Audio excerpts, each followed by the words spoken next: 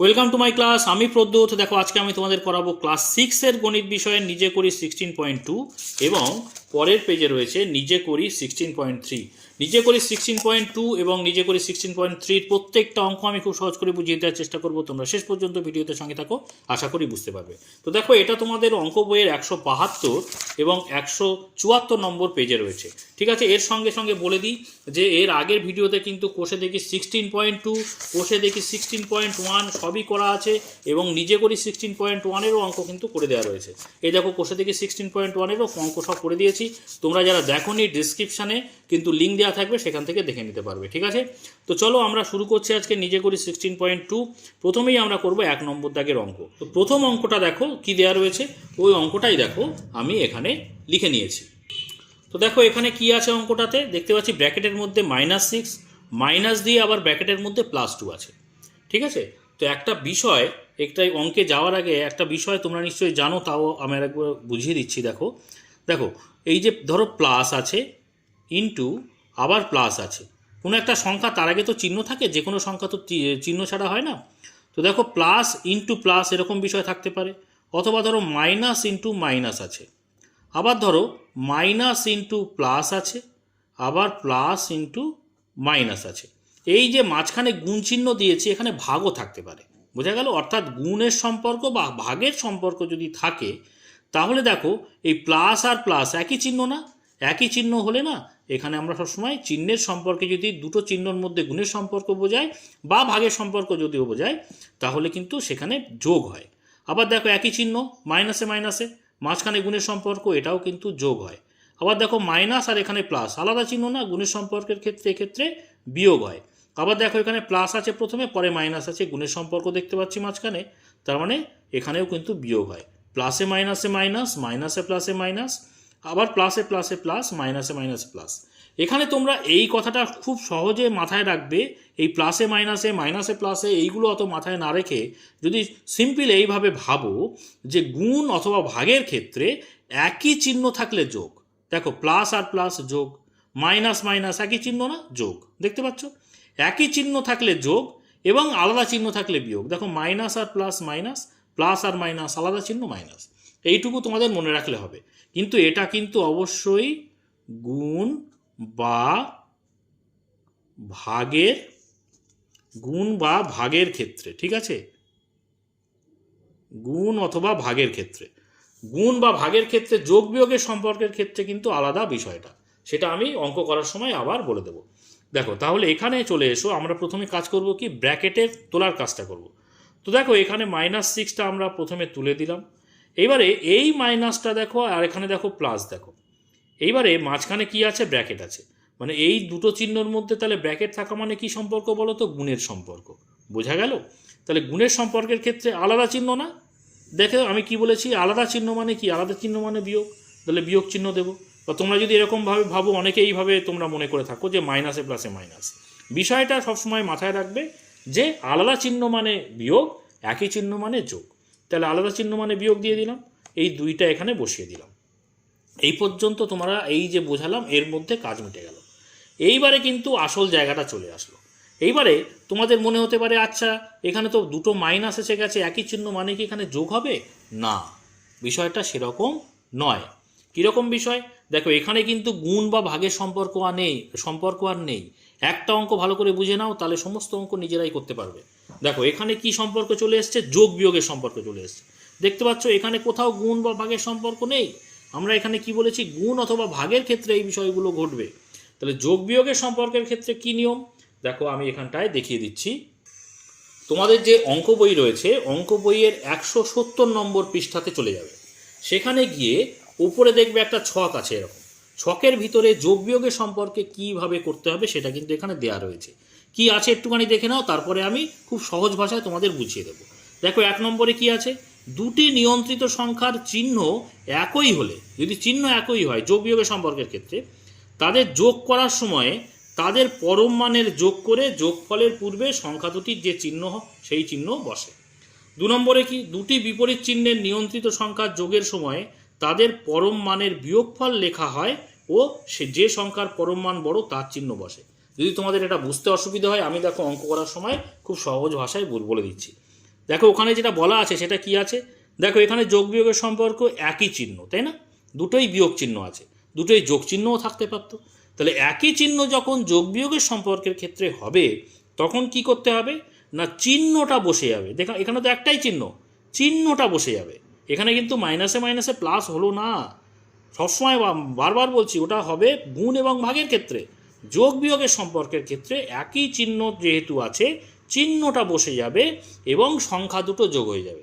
সংখ্যা দুটোর পরম মান বলছে, পরম মান মানে চিহ্ন বর্জিত সংখ্যা। তোমরা শুধু সিম্পল সহজ ভাষায় মনে রাখবে যে সংখ্যা দুটি যোগ হয়ে যাবে। তাহলে সংখ্যা দুটি কি 6 আর 2 কত হচ্ছে, 6 আর 2 হয়ে যাচ্ছে 8। বুঝতে পেরেছো? আশা করি ক্লিয়ার হয়েছে। এইবারে চলো 2 নম্বর দাগের অঙ্কটা করি। 2 নম্বর দাগের অঙ্ক যখন করব আরও তোমাদের কাছে পরিষ্কার হয়ে যাবে বিষয়গুলো। তো চলো 2 নম্বর দাগের অঙ্কটা কি আছে একবার দেখে নেওয়া যাক। 2 নম্বর দাগের অঙ্কটা দেখে নাও, -12 মাইনাস +12। দেখো অঙ্কটা আমি লিখে নিয়েছি। এবারে আমরা প্রথম কাজ কি, প্রথম কাজ হচ্ছে ব্র্যাকেট তুলে দেওয়া। তাহলে প্রথম ব্র্যাকেটটা তুলে দিলাম, -12 লিখে নিলাম। ওকে, এবার দেখো এই যে মাইনাস আছে আর ব্র্যাকেটের ভিতরে আছে প্লাস, মাঝখানে ব্র্যাকেট মানে কি গুণের সম্পর্ক। গুণের সম্পর্কের ক্ষেত্রে আমি বলেছি কি আলাদা চিহ্ন মানে বিয়োগ, অর্থাৎ মাইনাসে প্লাসে মাইনাস, মাইনাসে প্লাসে, প্লাসে মাইনাসে, প্লাসে প্লাসে, মাইনাসে মাইনাসে, এই সমস্ত কিছু না মাথার মধ্যে একটা খিচুড়ি পাকায়। ম্যাক্সিমাম ক্ষেত্রে আমি দেখেছি এই যে যখন যোগ বিয়োগের সম্পর্ক চলে আসে তখনও তোমরা ভুল করে মাইনাসে মাইনাসে প্লাস, প্লাসে মাইনাসে মাইনাস, এই বিষয়গুলো তোমাদের মধ্যে একটা বিভ্রান্তি তৈরি করে।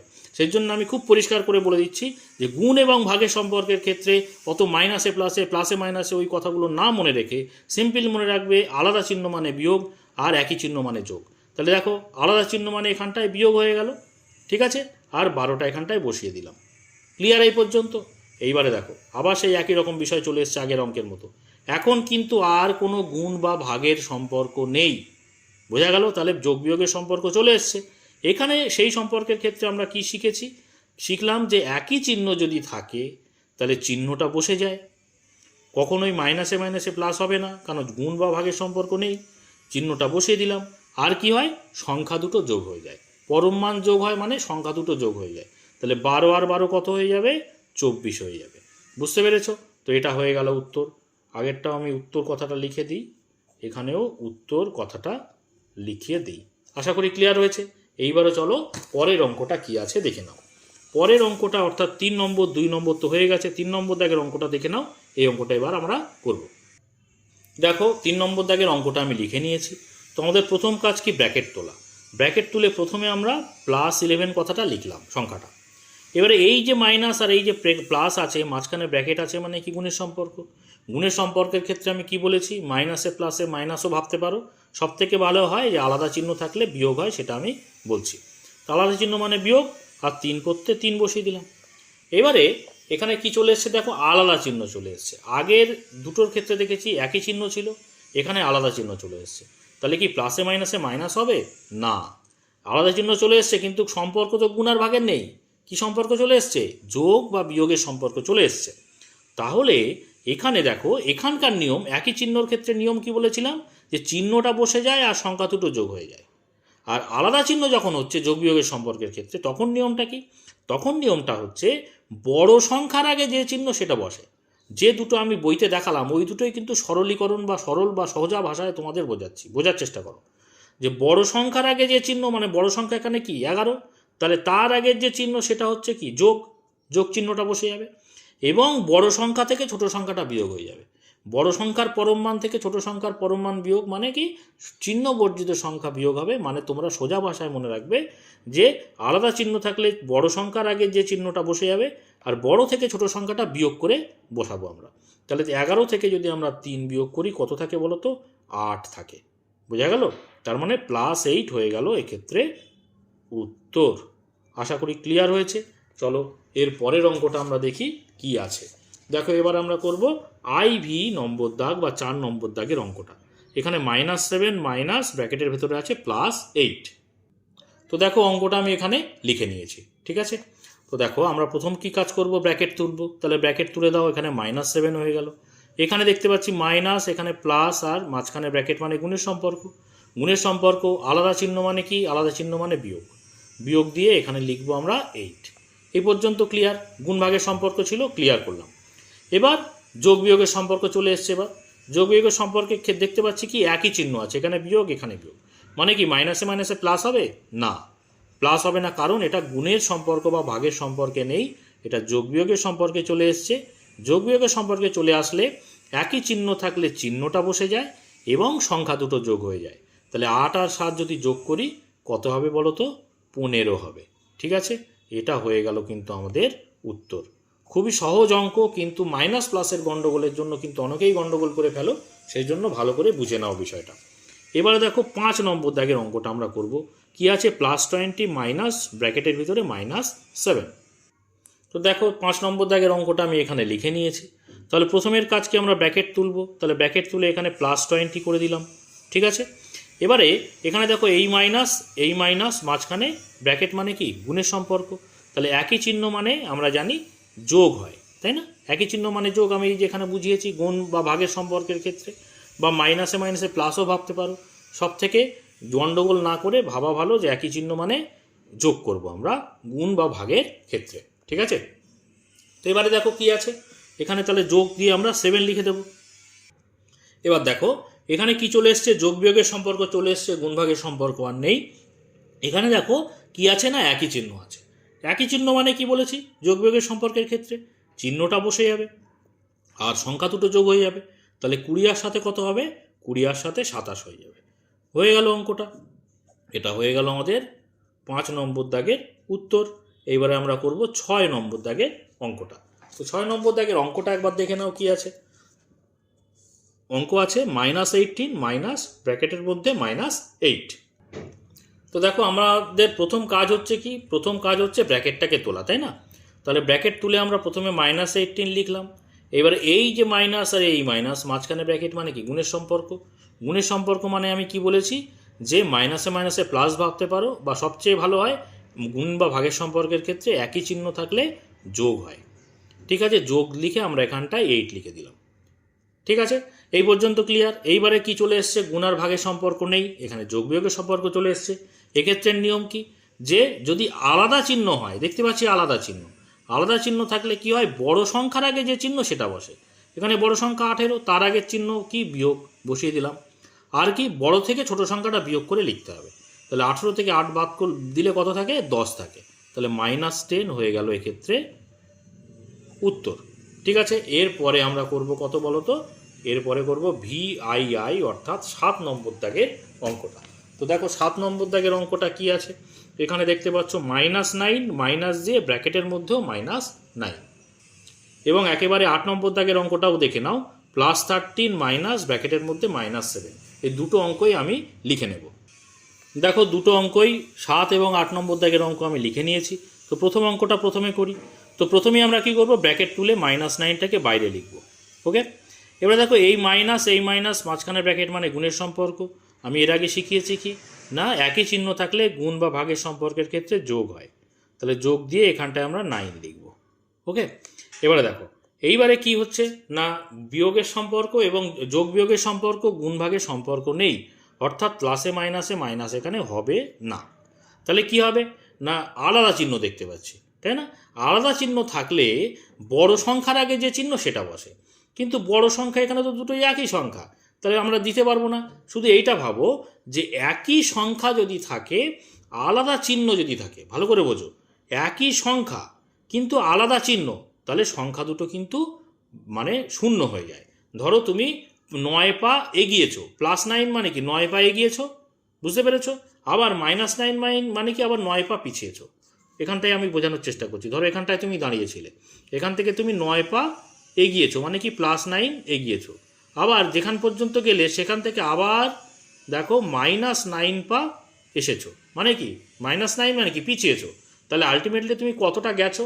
দেখো কোনোটাই যাওনি, অর্থাৎ 0তেই দাঁড়িয়ে আছো। এটা যদি 0 হয়, 0তেই তুমি দাঁড়িয়ে আছো। বুঝতে পেরেছো? তার মানে কি বোঝাতে চেষ্টা করছি? যে একই সংখ্যা কিন্তু আলাদা চিহ্ন মানে আমরা কেটে দিতে পারি, অর্থাৎ যার মান কেটে দিলে কি হয়ে যায়? শূন্য হয়ে যায়। বুঝতে পেরেছো? এটা কিন্তু হয়ে গেল আমাদের উত্তর। তো এবারে চলো 8 নম্বর দাগের কি বলছে। প্রথমে আমরা ব্র্যাকেট তুলব, +13টার নিচে লিখব। তারপরে দেখো এই যে মাইনাস, এই মাইনাস মাঝখানে ব্র্যাকেট মানে গুণের সম্পর্ক, একই চিহ্ন মানে আমরা যোগ চিহ্ন দেব, বা মাইনাসে মাইনাসে প্লাস ভাবতে পারো। এবার এই 7টাকে এখানটায় লিখব। ঠিক আছে, এবারে দেখো যোগ বিয়োগের সম্পর্ক, গুণভাগের সম্পর্ক আর নেই, তাহলে এখানে প্লাসে প্লাসে প্লাস এই বিষয়টা ভাবার দরকার নেই, ওই ধারণা থেকে বিষয়টা হবে না। তাহলে কি ধারণা চলে আসবো না, ধারণা হচ্ছে একই চিহ্ন যখন থাকবে চিহ্নটা এখানে বসে যাবে এবং সংখ্যা দুটো যোগ হয়ে যাবে। তাহলে সংখ্যা দুটো যোগ করলে কত, 13 আর সাথে হচ্ছে 20। এটা হয়ে গেল আমাদের এক্ষেত্রে উত্তর।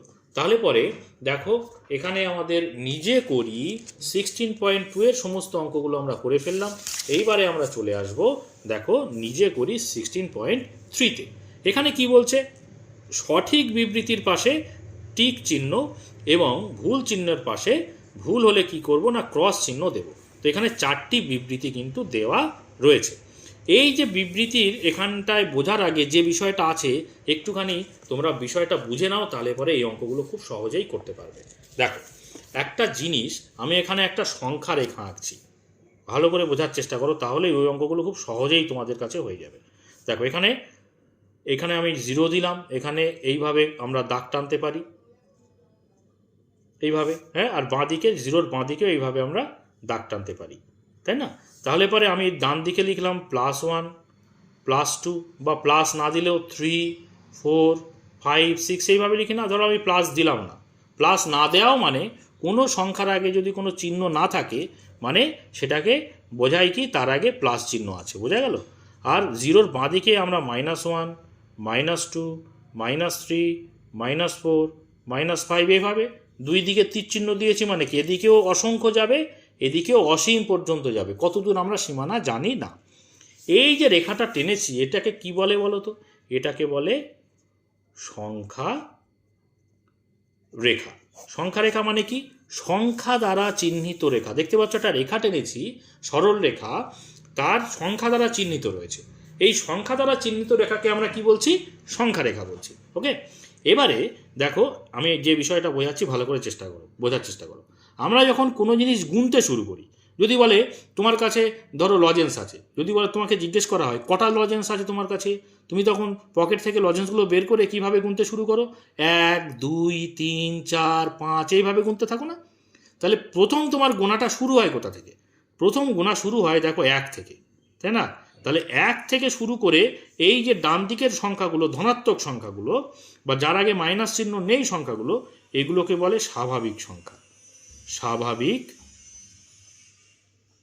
সংখ্যা ভালো করে বোঝো। তাহলে স্বাভাবিক কেন, কারণ আমরা কোনো জিনিস গুনতে শুরু করি সেটা কিন্তু 1 থেকে শুরু করি, ওই জন্য 1 থেকে শুরু করে ডান দিকের সংখ্যাগুলোকে বলে স্বাভাবিক সংখ্যা। তাহলে স্বাভাবিক সংখ্যার কি কোনো শেষ আছে, স্বাভাবিক সংখ্যার কিন্তু কোনো শেষ নেই, যার জন্য আমি এইরকম তীর চিহ্ন দিলাম। আর সব থেকে ছোট স্বাভাবিক সংখ্যা কোনটা, সব থেকে ছোট স্বাভাবিক সংখ্যা দেখতে পাচ্ছ 1, বোঝা গেল। এইবারে দেখো এই স্বাভাবিক সংখ্যার থেকে যদি আমরা এই শূন্যটাকে ধরি, আমি তো 1 থেকে ধরেছিলাম, যদি আমরা শূন্যটাকে ধরে ডান দিকটা এগোই এইভাবে, তাহলে এটাকে বলে অখণ্ড সংখ্যা। কি বললাম, অখণ্ড সংখ্যা, বোঝা গেল।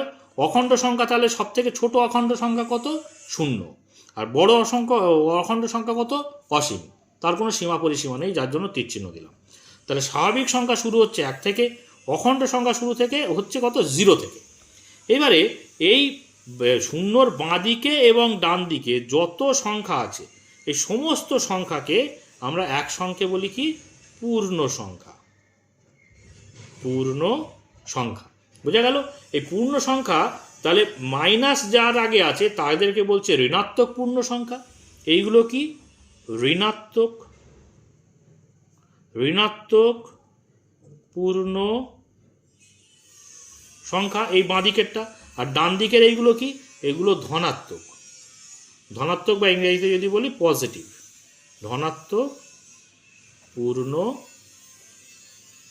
সংখ্যা, বোঝা গেল। এই বোঝাগুলো কিন্তু খুব জরুরি, নইলে অঙ্ক তো আমি এক্ষুনি করে দিতে পারি, কিন্তু অঙ্ক যদি করো আর না বুঝে থাকো তাহলে কিন্তু কোনো লাভ নেই, বোঝা গেল।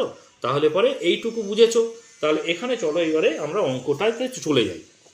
এখানে দেখো প্রথম যে 1 নম্বর যেটা বলছে, কি বিবৃতি বলছে ভালো করে দেখো, বলছে ধনাত্মক পূর্ণ সংখ্যার সংখ্যা নির্দিষ্ট।